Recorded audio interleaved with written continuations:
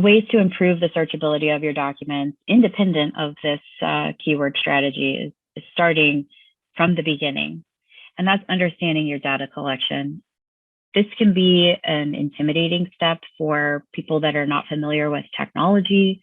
My background, of course, was in litigation on the firm side for a long time, and coming into a role in e-discovery, this was something that I had to work to understand.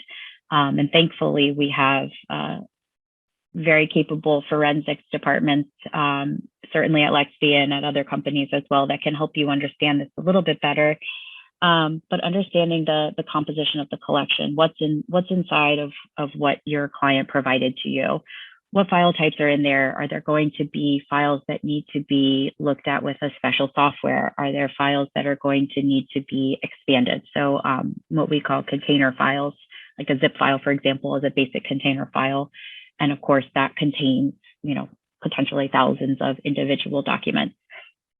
So not everything is going to be load ready or search ready, rather. It's going to need to be processed, and having a tool like Lexby or some of our competitors helps with that, because loading those types of documents into a review tool like ours will automatically extract those container files, for example, and will automatically help you filter out those data types, the file types that may need to be viewed in a special software or natively on your own computer.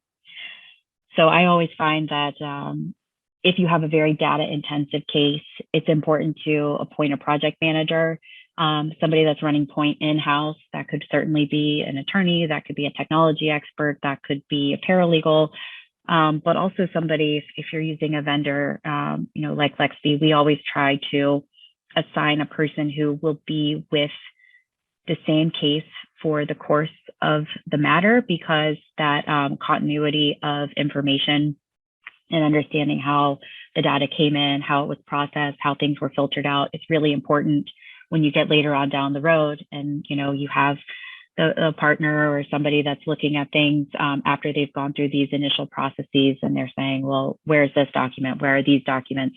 Having somebody that can quickly come back and say, well, those documents were not collected. This is the set that we got. It's important to really understand what you have in the event that you need to pull more, in the event that you need to explain why things are missing, and who you need to talk to at your client's end client's company also, to understand maybe where things are, why you don't have them. And on that note, it's also important for you to understand the software that you're going to be using.